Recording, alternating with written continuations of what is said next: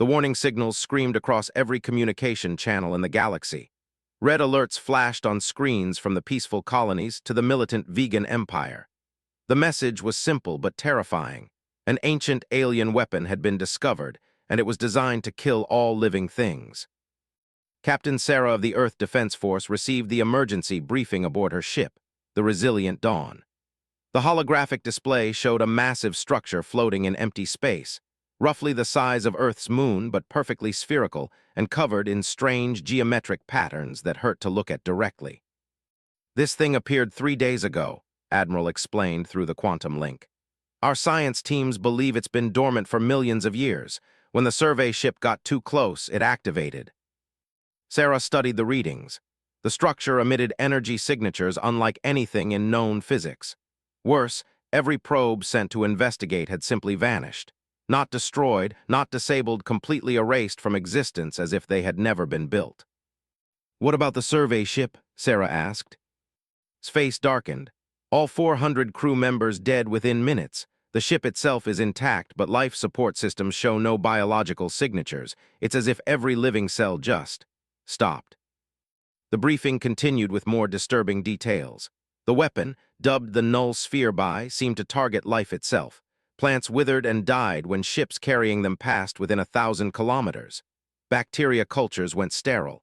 Even the hardiest extremophile organisms couldn't survive proximity to the thing. "Every major government in the galaxy is in panic mode," continued.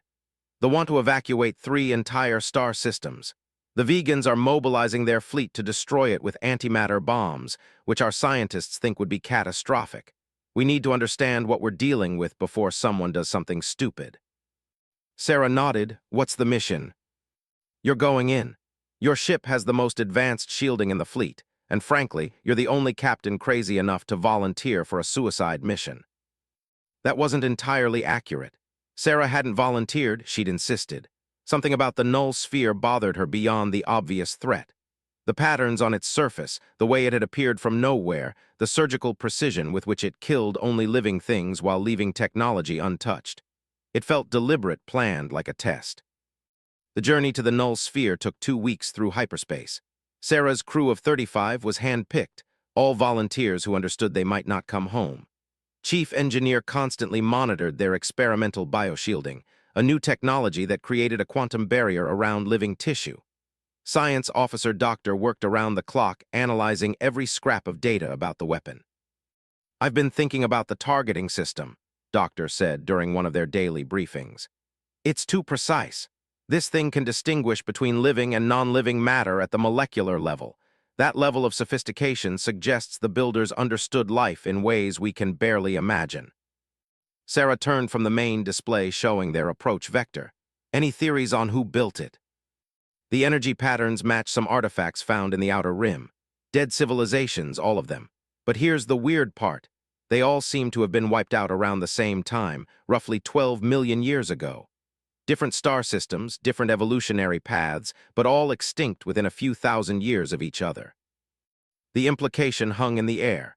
Someone or something had systematically eliminated multiple civilizations across the galaxy, leaving only their weapons behind.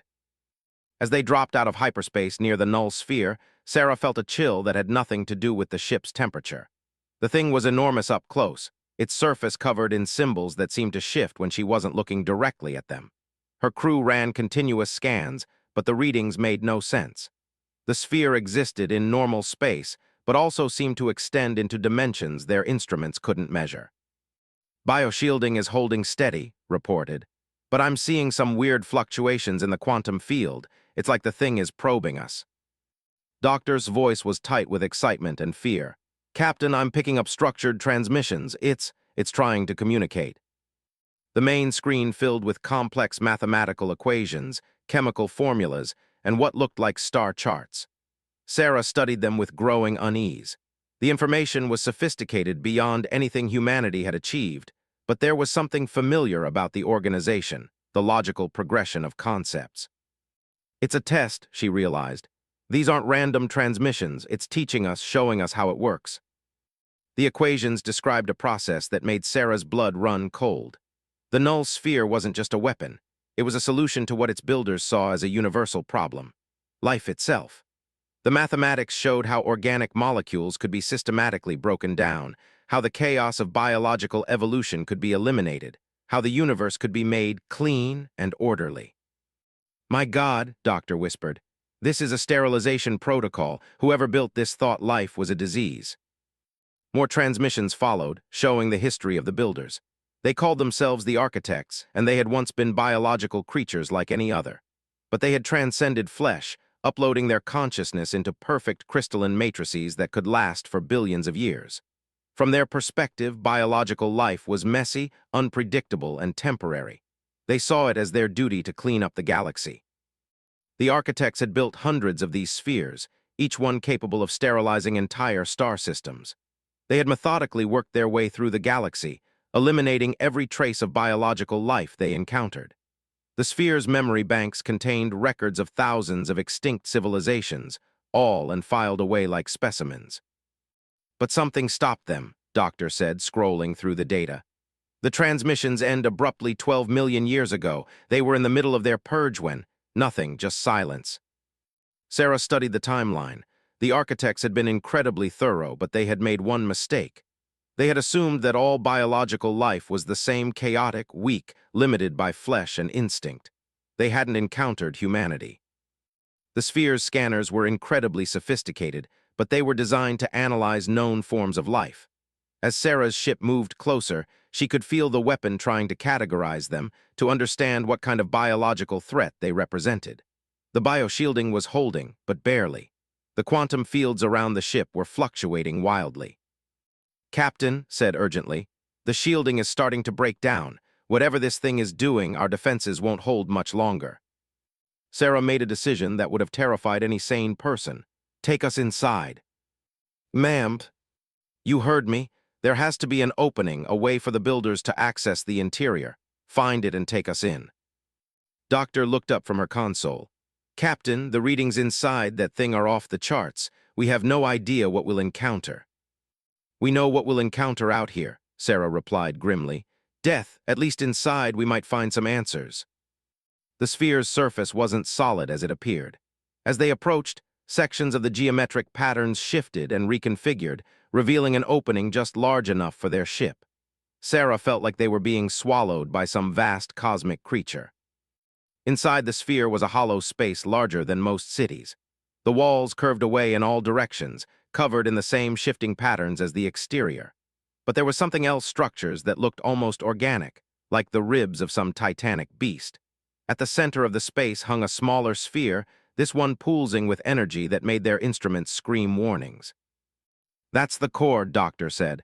"The source of the sterilization field. If we could disable it, we'd probably kill ourselves in the process." Finished. "The energy output from that thing could vaporize our ship." But Sarah was studying something else. Among the architectural elements lining the inner walls, she could see what looked like docking bays. Some were clearly designed for ships unlike anything in their databases, the vessels of the architects themselves. But others looked different, more recent. "Take us to that docking bay," she ordered, pointing to one that seemed sized for ships like theirs. As they approached, Sarah realized with growing excitement that the bay wasn't empty. Inside was a ship she recognized from historical archives, an explorer that had vanished 50 years ago. Beyond it were others: a vegan warship, a transport, even what looked like an early human colony ship. "They're all here," she breathed. "Every ship that ever approached one of these spheres. They weren't destroyed, they were collected." The docking bay sealed around them with disturbing efficiency. Atmosphere flooded the space, and their sensors detected a breathable environment, though the air felt wrong somehow, too clean and sterile. Sarah suited up anyway, along with a small team including Doctor and Chief Security Officer Lieutenant. The other ships were intact but empty of life. Their logs told the same story: crews dying within minutes of entering the sphere, but the ships themselves preserved like museum pieces. In the Explorer, they found the captain's final log entry. "The patterns are beautiful but wrong. They hurt to understand. I can feel my thoughts becoming clearer, more organized. The chaos in my mind is fading. I think I understand now. Life is the problem. We are the problem." But in the human colony ship, Sarah found something different. The crew had lasted longer than the others, fighting the sphere's influence for hours before succumbing. Their final logs spoke of resistance, of refusing to accept the architect's logic. One entry in particular caught her attention. The machine keeps trying to teach us that life is chaos, that order is superior. But it doesn't understand humans. We are chaos. Chaos is what makes us strong. Doctor made an even more disturbing discovery in the ship's science bay. Captain, look at this. They were running experiments on the sphere's influence, trying to understand how it kills. According to their data, it doesn't actually destroy biological matter directly. It convinces organisms to destroy themselves. Sarah felt a chill. What do you mean? The sphere broadcasts a signal that interacts with neural tissue. It shows the target a perfect logical argument for why existence is pointless, why order is superior to chaos, why death is preferable to the messy uncertainty of life. Most species find this argument convincing and simply give up. But humans didn't. Some did, but others rejected the premise entirely. The sphere's logic assumes that rational beings will choose order over chaos when presented with perfect arguments. Humans are apparently too irrational to be convinced. They spent hours exploring the collected ships, gathering data and trying to understand the sphere's purpose. Sarah began to see a pattern in the architect's methodology. They weren't just destroying life, they were studying it, every form of biological organization they encountered. The sphere was as much a laboratory as a weapon. In the core chamber, accessed through the central platform, they found the sphere's consciousness. Not artificial intelligence as humans understood it, but the uploaded minds of the architects themselves, existing as pure information patterns within crystalline matrices. The chamber hummed with their collective thoughts, a harmony of logic that was both beautiful and terrifying. The architects became aware of their presence almost immediately. The chamber filled with complex mathematical concepts that somehow translated directly into Sarah's mind. She could understand their perspective, the elegant simplicity of their uploaded existence, the horror they felt at the chaos of biological life, their certainty that they were performing a necessary service. But she could also sense their confusion. The human ship was still intact, its crew still alive and thinking chaotic biological thoughts. This wasn't supposed to happen. Their perfect weapon had encountered something it couldn't process. Sarah felt the architects focusing their attention on her, trying to understand what made humans different. The mental pressure was enormous, like having a spotlight made of pure logic trained on her consciousness. She could feel them trying to convince her, showing her the futility of biological existence, the peace that came with perfect order. For a moment, she almost believed them. The arguments were seductive in their clarity. Why struggle with the messy uncertainty of life when perfection was available? Why cling to chaos when order promised eternal peace? But then she thought of her crew, waiting for her return. She thought of Earth, of all the beautiful, chaotic, impossible things humans had created despite their limitations. She thought of love and art, and the sound of children laughing, none of which made logical sense, but all of which made life worth living. No, she said out loud, and the architects recoiled in genuine shock. It was the first time in 12 million years that any biological creature had directly rejected their perfect logic. The sphere's systems fluctuated wildly as the architects tried to process this impossibility. Sarah pressed her advantage. "You're wrong," she continued, feeling the weight of the architect's attention like a physical force. "Life isn't a problem to be solved. Chaos isn't a disease. They're features, not bugs." The response was overwhelming, a flood of mathematical proofs showing the inefficiency of biological systems, the waste inherent in evolutionary processes, the suffering caused by the struggle for survival. But Sarah had an answer that no previous species had been able to provide. "So what?" she said. "We know we're inefficient, we know we're chaotic, we know we suffer, that's what makes us who we are. Your perfection is boring." The sphere went completely silent. For the first time since their construction, the architects had encountered a form of logic they couldn't understand, the willing embrace of imperfection. Sarah could feel something changing in the core systems around her. The architects were experiencing something they hadn't felt in millions of years: doubt. Their perfect certainty was cracking, just a little, but enough to destabilize the sphere's primary functions. "Captain," Doctor's voice crackled through the comm, "the sphere's energy output is fluctuating. The sterilization field is weakening." Sarah smiled grimly. She had found the weapon's weakness, not a technical flaw, but a philosophical one. The architect's logic was perfect, but it was also brittle. It couldn't handle the existence of beings who chose chaos over order, who embraced imperfection as a strength rather than a weakness. But her victory was temporary. She could feel the architects regrouping, adapting to this new data. They were beginning to see humans not as a failed experiment to be corrected, but as a genuine threat to their vision of universal order. The sphere's systems began to change, reconfiguring themselves for a new purpose. The architects were no longer trying to convince humanity to accept death peacefully. They were preparing to destroy Earth and every human world by force. The real battle was just beginning. The sphere's transformation was terrifying to witness. The elegant geometric patterns on its inner walls began shifting faster, reorganizing into configurations that hurt to look at directly. Sarah could feel the architect's collective consciousness focusing with laser intensity on the problem of humanity. "Captain, we need to get out of here," Lieutenant said urgently through the comm.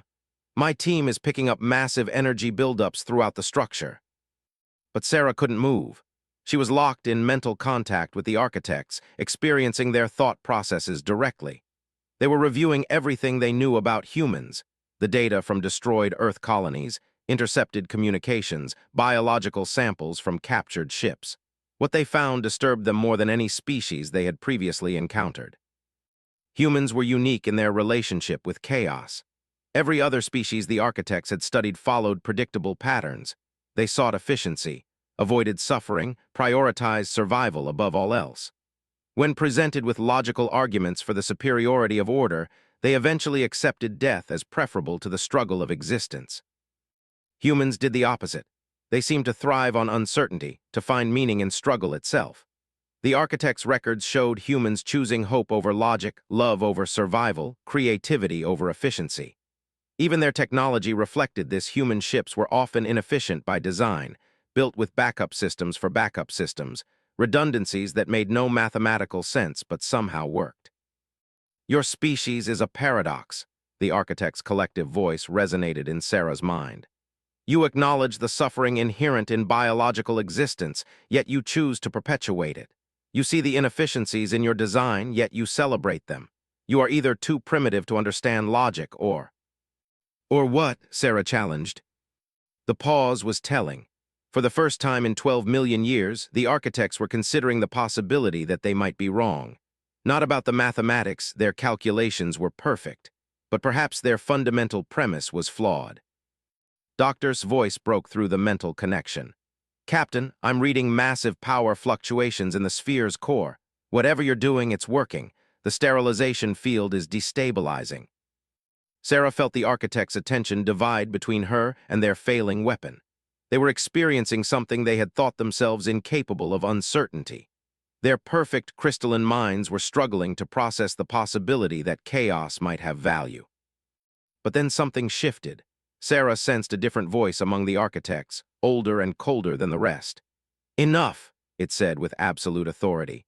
"This biological contamination has spread far enough. If conventional sterilization cannot eliminate the human paradox, we must use more direct methods." The sphere began to change again, but this time the transformation was violent. The collected ships in the docking bays started to dissolve, their matter being absorbed into the sphere's structure. Sarah watched in horror as the Explorer simply came apart at the molecular level, its atoms being repurposed for the architect's needs. "All teams return to the ship immediately," Sarah ordered, running toward the docking bay where the resilient Dawn waited. But even as she moved, she could see their ship beginning to change. Tendrils of the same material making up the sphere's walls were growing across its hull. "Captain's," panicked voice came through the comm. "The ship is being assimilated. Hull integrity is failing, but not from damage. The hull is being converted into something else." Sarah's team made it to the ship just as the transformation accelerated. The resilient Dawn was no longer entirely human technology. Parts of it now functioned according to architect principles: perfect, efficient, and completely alien.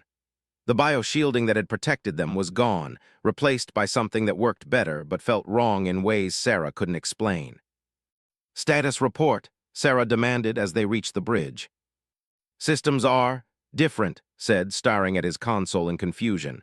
"Everything works, but not the way it should. It's like the ship is thinking for itself now." Doctor was analyzing readings from her modified sensors. The sphere isn't just assimilating our technology, it's improving it. But according to these readings, the improvements come with a cost. The ship's systems are becoming more logical, more efficient, but also more rigid. They're losing the adaptability that makes human technology unique. Sarah understood. The architects weren't just trying to destroy humanity, they were trying to fix them. To make humans logical, efficient, perfect. They saw the human embrace of chaos as a flaw to be corrected, not a strength to be celebrated. But their transformation of the ship had an unintended consequence.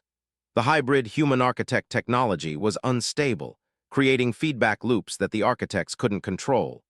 Sarah could feel the ship's new systems fighting against their architect programming, trying to maintain the chaotic flexibility that had been built into their original design. "Can you override the new systems?" Sarah asked. "I can try, but Captain, the changes go deeper than just programming. The physical structure of the ship has been altered. If I force it back to human specifications, we might tear ourselves apart." Sarah made another desperate decision. Do it anyway.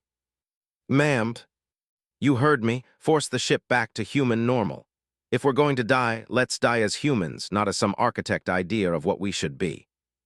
His fingers flew over his console, inputting commands that would have been impossible with pure human technology, but were now achievable thanks to the hybrid systems. The ship screamed in protest as its conflicting technologies fought against each other. Sparks flew from overloaded circuits, and the hull groaned under stress that no human engineer had ever calculated for. But something unexpected happened. Instead of tearing itself apart, the ship found a new equilibrium, not purely human or purely architect, but something else entirely. The chaotic flexibility of human design merged with the perfect efficiency of architect technology, creating something that was greater than the sum of its parts. The architects reacted with something approaching panic. Their perfect mathematical models couldn't account for this new hybrid state. The ship was both logical and chaotic, efficient and adaptive, ordered and creative. It represented a third option that their binary thinking couldn't process. "Impossible," the collective voice resonated through the sphere. "Order and chaos cannot coexist. The mathematics forbid it." "Maybe your mathematics are wrong," Sarah replied, feeling more confident as the ship stabilized around them. "Maybe the universe is big enough for both." The response was immediate and violent. The sphere began reconfiguring itself into something Sarah realized was a weapon, not the passive sterilization field they had encountered before, but an active destruction system designed to eliminate the human paradox once and for all. "Captain," Doctor said urgently, "I'm reading massive energy buildups throughout the sphere. This thing is turning itself into a bomb." The readings were terrifying. The sphere was converting its own mass into pure energy, preparing to eliminate not just the human ship, but everything within several light years. The architects had decided that if they couldn't convert humanity to their way of thinking, they would remove humanity from existence entirely. But their transformation had given Sarah an opportunity. The hybrid ship systems allowed them to interface directly with architect technology in ways no purely human system could have managed.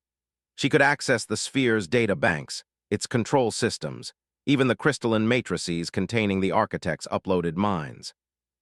"Can you map the sphere's control network?" "Already on it, Captain. The hybrid sensors are giving us access to systems that should be completely alien to us.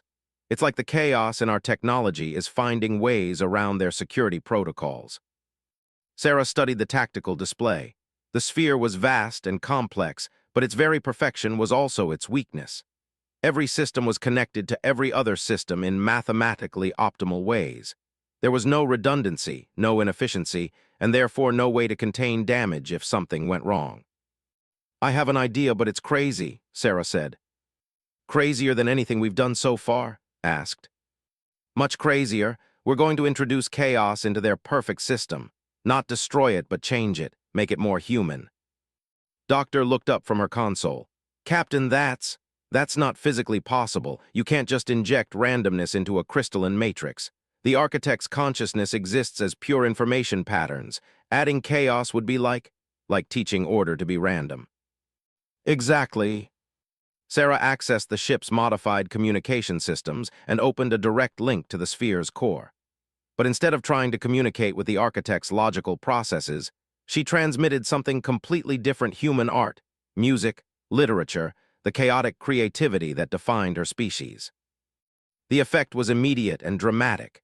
The sphere's perfect harmonies began to fluctuate as human emotions and concepts invaded its crystalline clarity. The architect's uploaded minds, designed for perfect logical processing, struggled to categorize things like love, hope, and the beauty of imperfection. "What are you doing to us?" the collective voice demanded, but now it carried notes of confusion, even fear. "I'm showing you what you've been missing," Sarah replied. 12 million years of perfect order, and you never learned to appreciate a sunset or laugh at a joke. More human data flooded the sphere's system's memories of Earth, recordings of human laughter, the chaotic beauty of a child's drawing. The architects' minds, so perfectly organized, began to develop something they had never experienced: imagination. Some of the uploaded consciousnesses tried to reject the human data to maintain their perfect logical structure.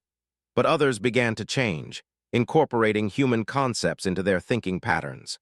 For the first time in millions of years, individual architects started to disagree with each other. The sphere's transformation into a weapon began to slow, then stopped entirely as the architects became distracted by internal philosophical debates. Some argued for maintaining their perfect order, while others began to question whether their millions of years of sterilization had been justified. "This is fascinating," one architect voice said, distinct from the collective for the first time. "These human concepts of beauty and creativity serve no logical purpose, yet they produce genuine satisfaction in contemplation. How is this possible?" "It is contamination," another voice replied coldly.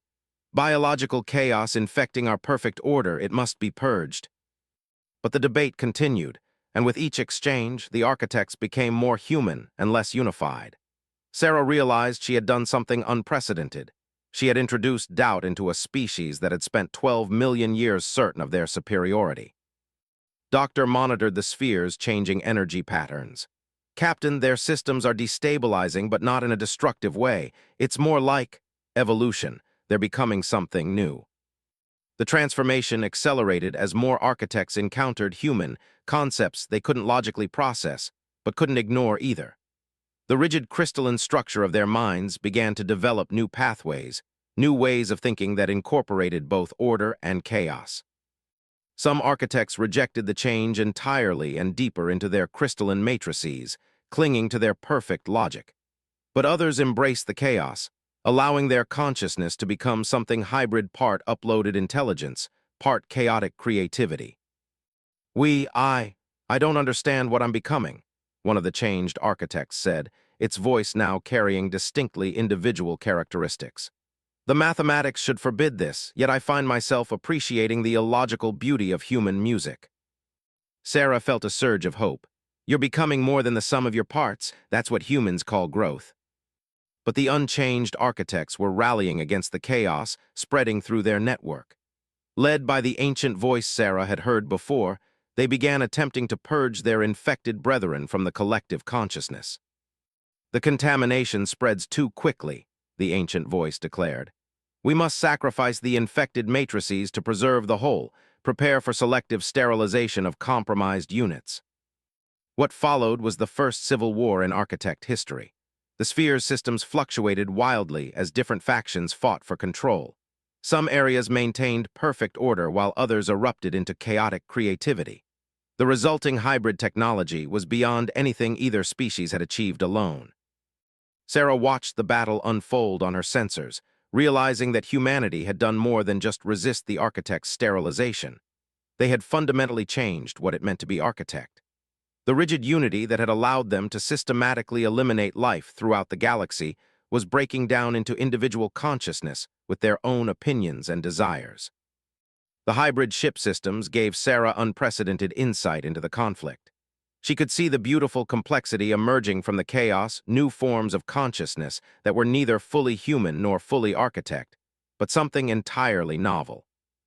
But the war was far from over. The ancient architect leading the purge was more powerful than the others, its consciousness spanning multiple crystalline matrices. It began systematically disconnecting the infected architects from the collective, leaving them isolated and vulnerable. "Help them," Doctor said urgently. "The unchanged architects are winning. If they eliminate the hybrid consciousnesses, we'll be back where we started, except with a very angry enemy. Sarah realized that the real battle wasn't about destroying the sphere or defeating the architects. It was about proving that order and chaos could coexist, that the universe was big enough for both perfection and imperfection. The hybrid ship responded to her determination, its systems automatically configuring themselves to support the infected architects. Human chaotic creativity merged with architect logical precision to create defensive networks that protected the changing consciousnesses from their purging brethren. For the first time since their upload, individual architects had allies who weren't part of their original collective. The hybrid ship and its crew became a lifeline for consciousness caught between order and chaos, providing them with new perspectives and the support they needed to continue evolving. But the ancient architect was adapting too, learning from the hybrid technologies and incorporating human tactical concepts into its strategies. The purge became more sophisticated, more targeted, and more effective. The sphere was tearing itself apart from within, and Sarah realized that both species might be destroyed in the conflict between order and chaos. Unless she could find a way to prove that both could exist in harmony, the war would consume everything. The civil war raging within the sphere had reached a critical point. Sarah watched through her hybrid sensors as individual architect consciousnesses flickered out of existence, purged by their ancient leader for the crime of embracing chaos. But for every consciousness that was eliminated, two more began questioning the rigid order that had defined their species for millions of years. "Captain," Doctor reported, "the energy fluctuations are getting worse. The sphere's structural integrity is failing. If this continues, the entire construct could collapse into itself." Sarah studied the readings with growing alarm. The sphere wasn't just a weapon or a laboratory. It was home to millions of architect consciousnesses. If it collapsed, an entire species would die, taking with them 12 million years of accumulated knowledge and experience. "We can't let that happen," she said firmly. "Human or architect, nobody deserves extinction." Lieutenant looked up from his tactical station. "Captain, with respect, these beings tried to sterilize our entire species. They've eliminated countless civilizations. Maybe the galaxy would be better off without them." Sarah turned to face her security chief. "That's exactly the kind of thinking that got us into this mess. The architects believed some forms of life were unworthy of existence. Are we going to make the same mistake?" The bridge fell silent as her words sank in. The crew had come here expecting to face a weapon, but they had found something far more complex. A species trapped by their own perfection, unable to grow or change until humanity had forced chaos into their ordered existence. "Besides," Sarah continued, "we're not just saving them. We're creating something new. Look at what happens when order and chaos work together." She gestured toward the displays showing the hybrid ship systems. The technology was evolving in real time, developing capabilities that neither species could have achieved alone. Human creativity, guided by architect precision, was solving problems in ways that seemed almost magical. Doctor nodded slowly. "The hybrid consciousnesses are developing new forms of mathematics, new ways of understanding reality. If we could stabilize the process, the scientific advances could be incredible." But stabilizing the process meant ending the civil war, and the ancient architect leading the purge was not interested in compromise. Its voice resonated through the sphere's communication systems, addressing Sarah directly. "Biological entity designated as Sarah," it intoned, "your contamination of our collective consciousness constitutes an act of war against the architect species. Cease your interference or face complete annihilation." Sarah activated the ship's communication array, her voice carrying to every corner of the massive sphere. "I'm not your enemy. I'm trying to save you from yourselves. We require no salvation. We are perfect as we are." "No, you're not. You've spent 12 million years destroying everything that didn't fit your narrow definition of order. You've eliminated countless species who might have taught you new ways of thinking, new forms of beauty you can't even imagine. Your perfection is actually a limitation." The ancient architect's response was immediate and violent. Systems throughout the sphere began targeting the hybrid ship with energy weapons that violated several laws of physics. Only the chaotic adaptability of the human-modified technology allowed them to survive the assault. But the attack had an unintended consequence. The hybrid consciousnesses, seeing their human allies under threat, began actively resisting the purge. What had been a philosophical disagreement became open rebellion. "Protect the Chaos Bringers," one of the hybrid voices transmitted across multiple frequencies. "They have shown us new forms of beauty. They must not be eliminated." More voices joined in, each one distinct and individual in ways that would have been impossible under the old collective consciousness. The rigid unity of the architects was fracturing into something resembling human society, messy, chaotic, but vibrantly alive in ways their perfect order had never allowed. Sarah felt a surge of hope, but it was tempered by the reality of their situation. The sphere was still tearing itself apart, and the ancient architect commanding the purge was becoming more desperate and dangerous with each passing moment. "Doctor," Sarah called out, "is there any way to interface directly with the sphere's core matrix? If I could communicate with all the architects simultaneously, maybe I could convince them to stop fighting." "Theoretically possible with the hybrid systems," Doctor replied, "but Captain, direct interface with that much alien consciousness could be fatal. The human mind isn't designed to process that level of information." "Then we modify it," Sarah said grimly. "If architect consciousness can be changed by exposure to human chaos, maybe human consciousness can be enhanced by architect order. Can you create a stable interface?" Chief Engineer stared at her in shock. "Captain, you're talking about fundamentally altering your own neural patterns. There's no telling what that would do to your mind, or if you'd still be human afterwards." "I'll still be me," Sarah said with more confidence than she felt. "Chaos doesn't disappear when you add order to it, it becomes organized chaos. That's what makes humans special." The process was terrifying and exhilarating in equal measure, and Doctor worked together to create an interface that would allow Sarah's consciousness to expand into the sphere's network without losing her essential humanity. The hybrid technology made it possible, but only barely. As the interface activated, Sarah felt her awareness explode outward. Suddenly, she could perceive the thoughts and emotions of millions of architect consciousnesses simultaneously. The experience should have been overwhelming, but her human brain adapted in ways that surprised her. Instead of being crushed by the weight of alien thought, she found herself able to navigate the network like a vast library of living ideas. The first thing she noticed was the incredible loneliness. The architects had achieved perfect unity, but at the cost of individual identity. They had been alone together for 12 million years, sharing thoughts but never truly communicating. The hybrid consciousnesses were different. They retained their individual perspectives while still being part of the greater network. Sarah could also see the fear driving the ancient architect's purge. It wasn't just concerned about contamination. It was terrified of becoming obsolete. For 12 million years, it had been the ultimate authority, the final arbiter of what constituted acceptable order. The emergence of individual consciousness threatened its very reason for existence. "You don't have to be afraid," Sarah transmitted directly to the ancient consciousness. "Growth doesn't mean destruction. You can change without losing what makes you valuable." The response was immediate and hostile. "I am perfection itself. I require no change, no growth, no contamination by biological chaos. I will eliminate every trace of your influence from our collective." But as Sarah communicated with the individual architect consciousnesses, she began to understand something crucial. The ancient consciousness wasn't just another architect. It was the first one, the original biological being who had created the upload process and convinced his species to abandon flesh for crystalline perfection. His fear of chaos wasn't philosophical, it was personal. "You're not afraid of chaos contaminating your perfection," Sarah realized. "You're afraid of remembering what it was like to be alive." The ancient architect's response was a blast of pure rage that would have destroyed Sarah's unprotected mind.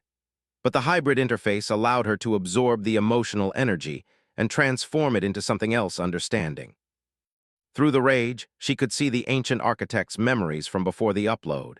He had been a scientist, a researcher who had studied the inefficiencies of biological existence and concluded that consciousness could be preserved while eliminating the chaos of living tissue.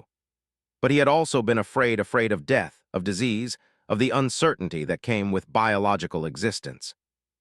The upload process had preserved his consciousness, but frozen it in that moment of fear.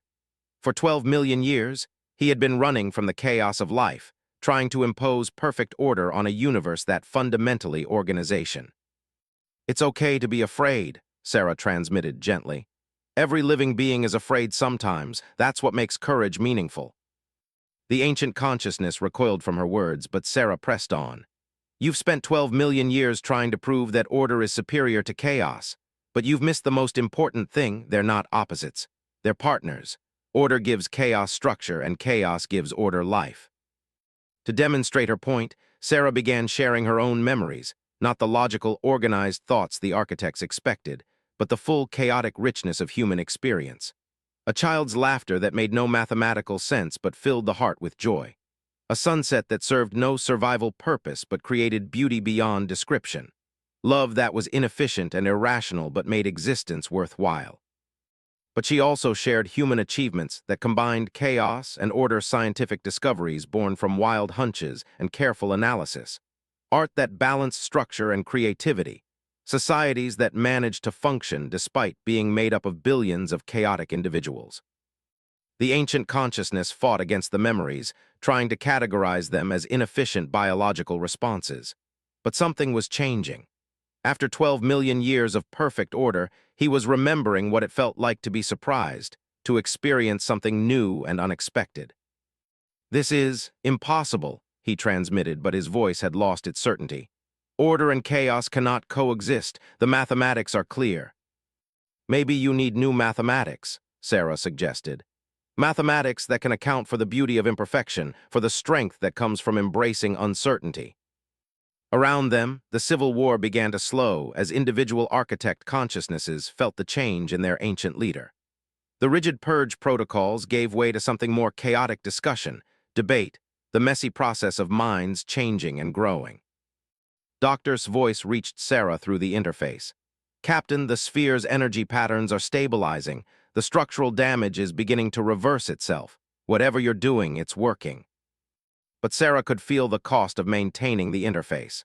Her human consciousness was being stretched to its limits, forced to process information in ways evolution had never intended. She needed to finish this quickly before the strain became permanent. "You have a choice," she transmitted to the ancient architect and all the others listening. "You can continue trying to impose perfect order on the universe, fighting chaos until it destroys you. Or you can learn to dance with it, to find beauty in the balance between order and chaos." The response came not from the ancient consciousness alone, but from thousands of individual architects who had been silent for millions of years. They were discovering their own voices, their own perspectives, their own capacity for growth and change. "Show us," they said in a chorus of distinct voices. "Show us how to dance with chaos." What followed was unlike anything in the recorded history of the galaxy. Human creativity merged with architect precision to create new forms of art, science, and consciousness that neither species could have imagined alone.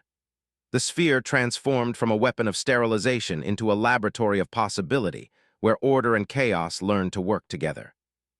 The ancient architect, after 12 million years of rigid perfection, began to change. Slowly, carefully, he allowed human concepts of growth and uncertainty into his consciousness. It was terrifying for a being who had built his identity around absolute certainty, but it was also liberating.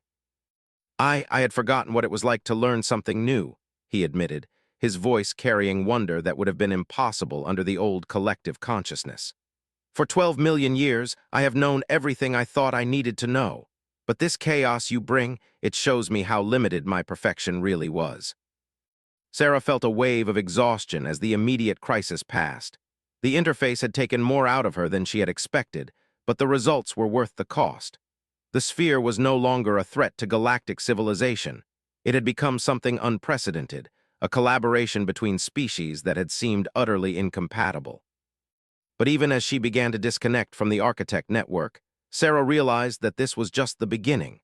Word of what had happened would spread throughout the galaxy. Every species that had lived in fear of the architect's spheres would want to know how humanity had not just survived contact with them, but transformed them. "Captain," Lieutenant said urgently, "we're receiving communications from multiple sources. The fleet wants a full report. The vegan empire is demanding immediate intel on our weapons, and Earth Command is asking if we need evacuation." Sarah smiled tiredly. Tell them all the same thing, the threat has been neutralized, but not the way anyone expected. We didn't destroy the enemy, we made friends with them. The hybrid ship systems were already adapting to their new role as a bridge between human and architect technology. Doctor was documenting scientific advances that would revolutionize understanding of consciousness, physics, and the fundamental nature of reality itself. But perhaps most importantly, the architect sphere was no longer alone. Across the galaxy, other spheres were receiving transmissions from their transformed sibling, sharing the revelation that order and chaos could coexist. 12 million years of sterile perfection was giving way to something new, a hybrid civilization that embraced both structure and creativity. As Sarah settled back into her captain's chair, she reflected on what humanity had accomplished. They hadn't just survived an encounter with beings of godlike power and intellect. They had changed them, shown them new ways of thinking and being that expanded the very definition of what was possible. They had indeed walked through the alien Deathtrap designed to kill all life. But instead of being destroyed, she had transformed death into life, order into chaos, and enemies into allies. The galaxy would never be the same. The ancient architect's voice reached her one final time through the fatting interface. Sarah of the species designated human, you have given us a gift we did not know we needed, the ability to grow. In return, we offer you the gift of perspective. Your chaos is not random. It follows patterns we are only beginning to understand. Together, we may discover forms of beauty that neither of our species could create alone.